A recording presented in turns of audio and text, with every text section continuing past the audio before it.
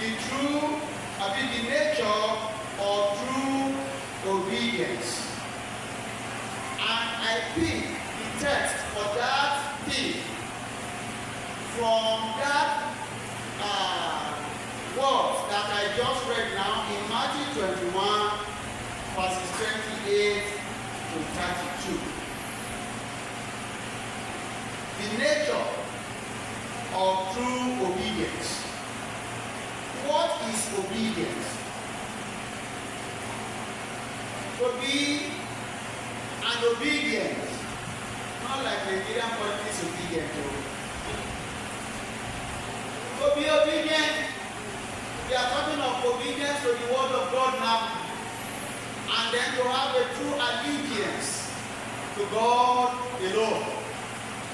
To be obedient means to accept all the commandments of God Almighty. To have our total allegiance to Him and Him alone. Not one step in, one step out.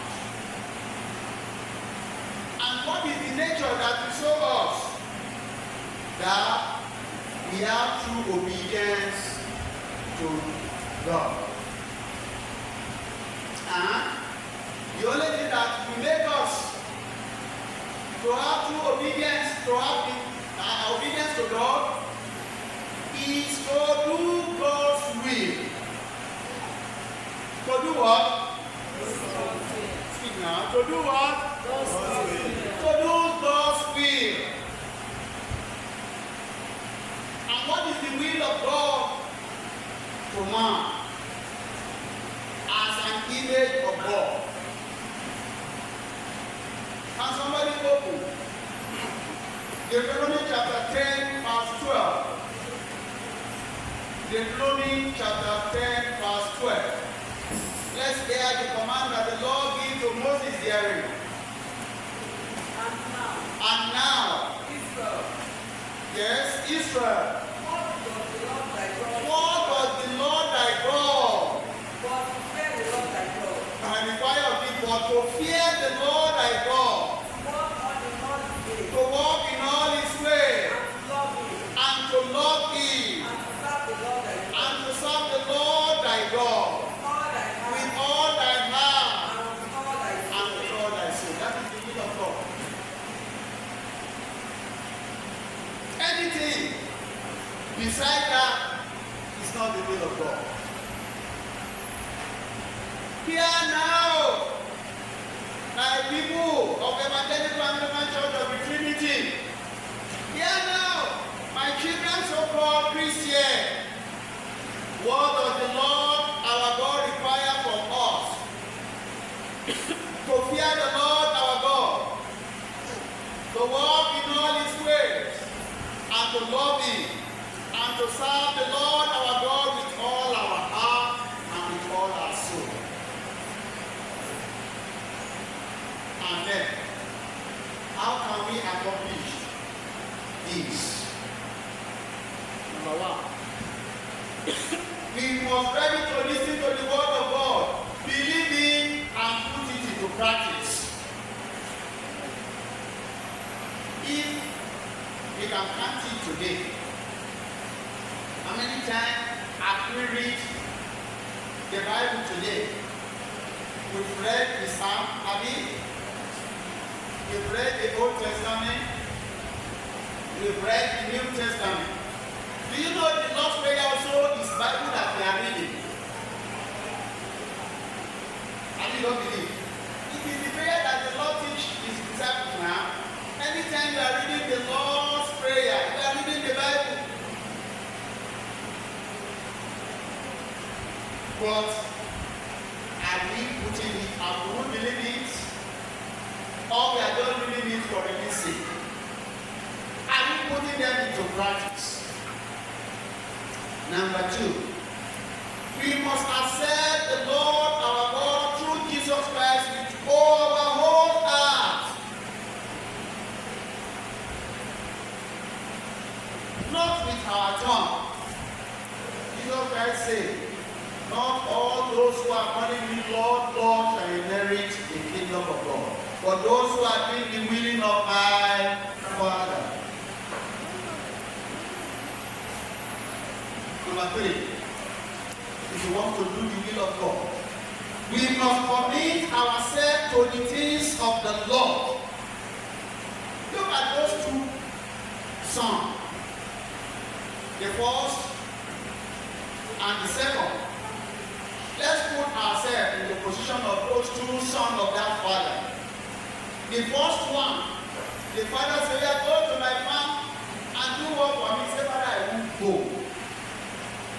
He may not flagrantly refuse his father's command. Maybe he's busy as you and I busy. As you are looking, hey, how will I do this job? If I leave this market, who will sell my market for me? Hey, to go and serve God? No. If I leave my office, who will treat this file that is high as mountain? That is what that boy, the first son, is thinking in his heart. But later on, something told him that even this job, even this market, even this business that wants to delay you, that wants you to disobey your father, do you know you inherit and you get strength to do that job from your father? And he said, it is true, without him, I can't do nothing. So he repented and went to his father's business. Also, the second one, he looked at the written news of his job and the peradventure, maybe because of enjoyment. And you don't know, some cannot come to Christ to do his work because of enjoyment. For me to go and sit down in the job for 2 or 3 hours, when there is fun, when there is obesity, when there is somewhere, I better be here where we have the simple and the women of no virtue. I will go, sir. Come. Who are you deceiving? You are deceiving yourself. You can never deceive God. Hello?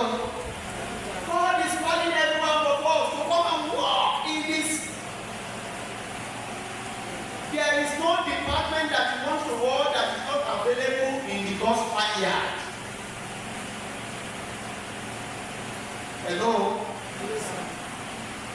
Hello? A king, a paramount ruler in Yoruba land that was, it is not up to a year that he was coronated as a king. You see, when he reached Canada, when things is not very fine, he said, "Look, I will volunteer as a man to be washing toilets."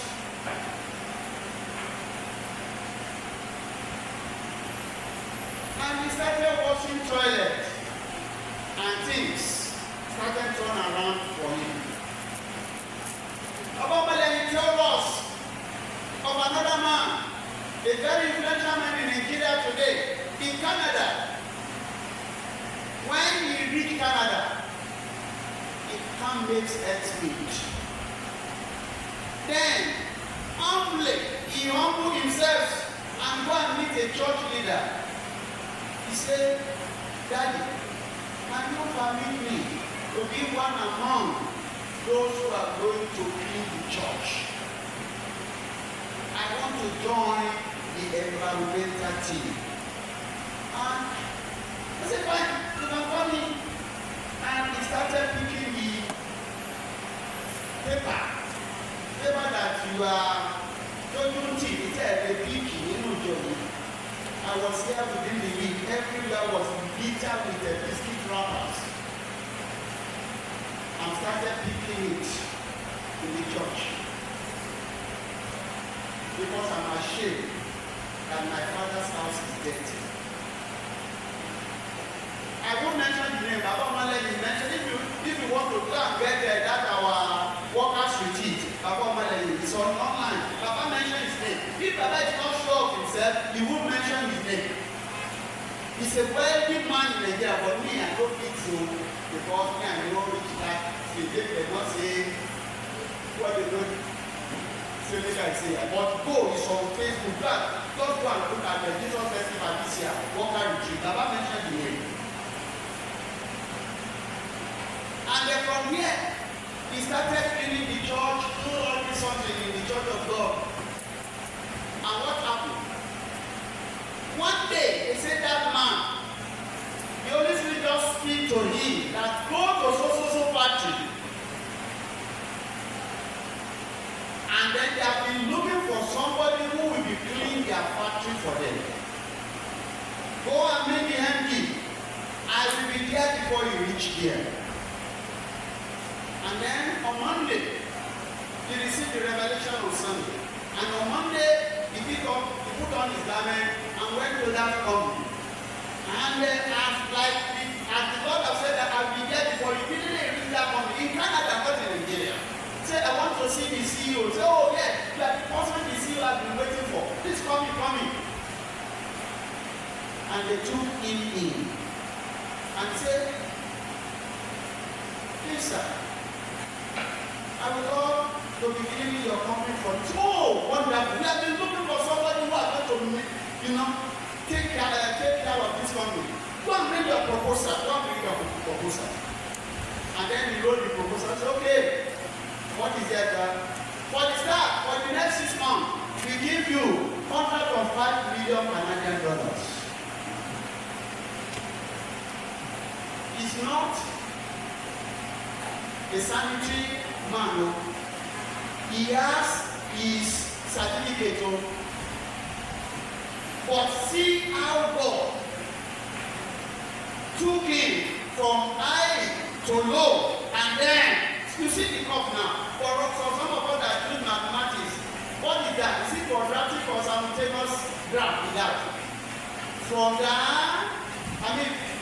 the certificate of my student and the God take him. That is from up, he took him down and then take him up.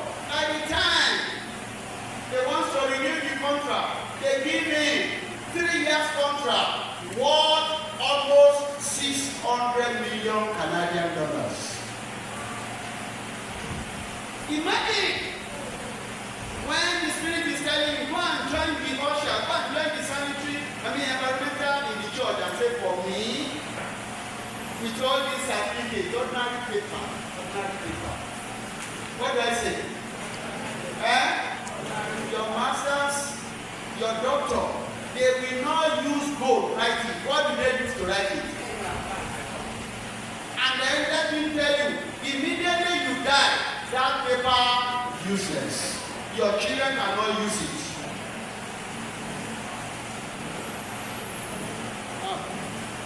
Today, that man is one among the billionaires we are venerating in Nigeria today, if not trillionaire. Imagine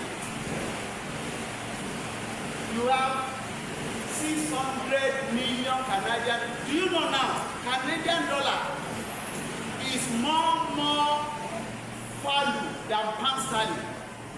Go and Google it. As of Thursday, a pound is 2,000 to 1 naira. 2,000 naira to 1 pound. The Canadian dollar, I think, is 2,600 and something. Imagine that. When God is calling on you, obey Him. He has a purpose for our life. Let's accept the Lord through Jesus Christ. Let's commit ourselves to the Lord. And then as you are committing, to make sure that you accept Him, you must serve another fellow. Serve another. And also, let's obey His moral commandment without modification.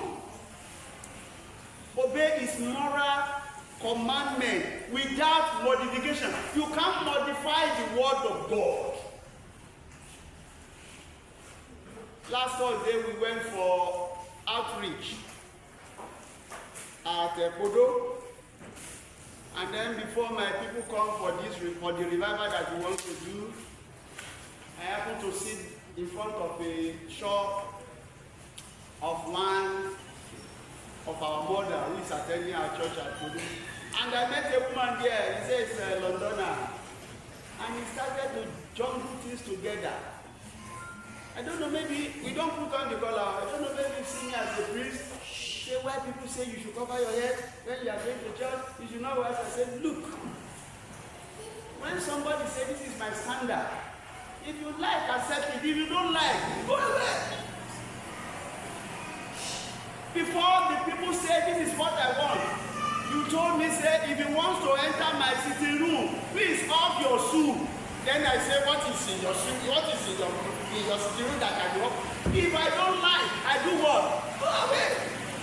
I say, my friend, even if you don't have anything, only Papa say, prepare the last way.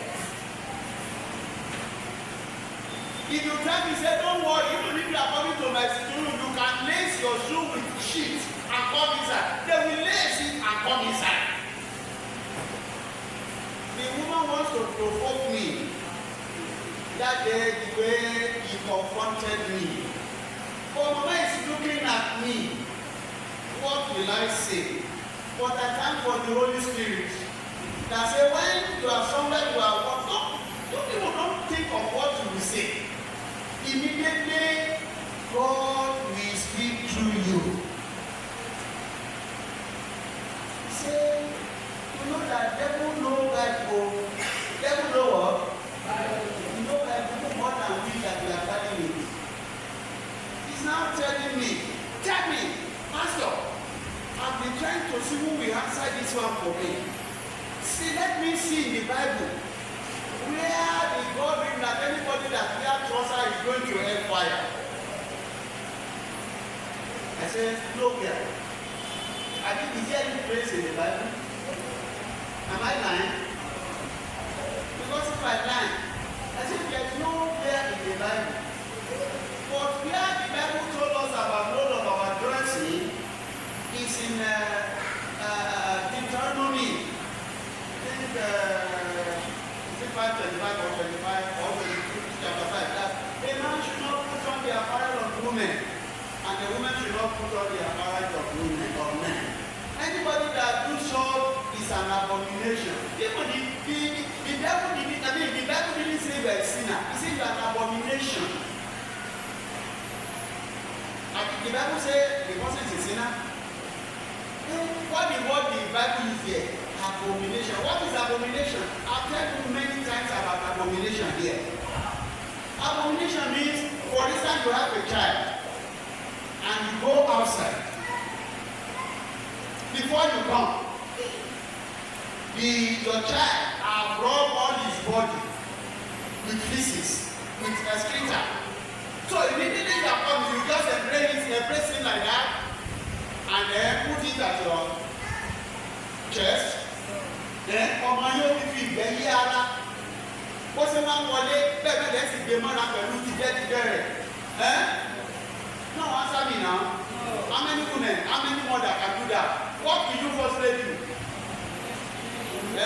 You firstly go and clean him or her. That is the word abomination. Ó ní ẹni bá ṣe ó jẹ́ ẹni ìríra níwájú Olúwa. Abomination ló pè é. So if you can clean yourself, clean your heart, and come back, he will embrace you. He look me, say, ẹ̀yin pásọ̀ yìí, àti ẹ̀rọ bí adéká iná ẹ̀ẹ́dẹ́ká wa má fi kankan. Nítorí àwa tó ń sọ̀rọ̀, ẹ̀mí Ọlọ́run ló ń sọ̀rọ̀ nínú wa.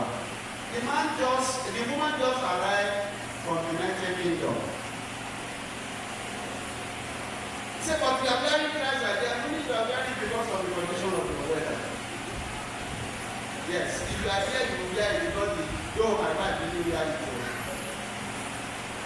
She's there. Even when they call I'm from Nigeria. They say, you know, you want trouser. I said, no, how do I have trousers? But let's look at every phrase. If you want to do with the will of God, you must obey God's moral commandment without modification.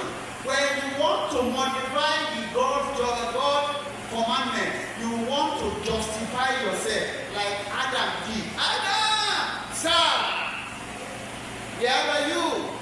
I'm in the garden that you placed me in, but I'm not seeing you now. I hear your voice in my heart, God, I have. Why are you hiding?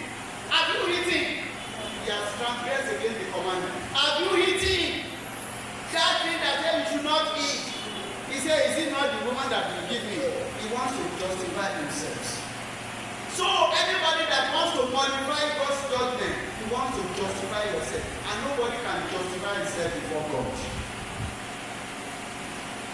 Nobody. Allow Holy Spirit to take control of your life. Romans 8:14 says, only those that be controlled and supervised by the Spirit of the Lord, they are the golden children of God. Why do you need Spirit to control your heart, your attitude? Because temptation will come. Surely there will be a temptation that will not do the will of your Father, that will not obey the will of your Father. But when the Holy Spirit will do, He will strengthen you as He strengthened Jesus Christ. So capital, always seek God's kingdom and His righteousness. Matthew 6:33. Brethren,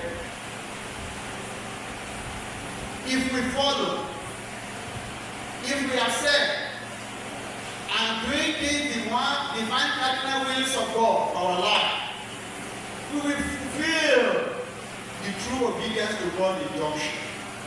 And He will be our Father, and we shall be His children.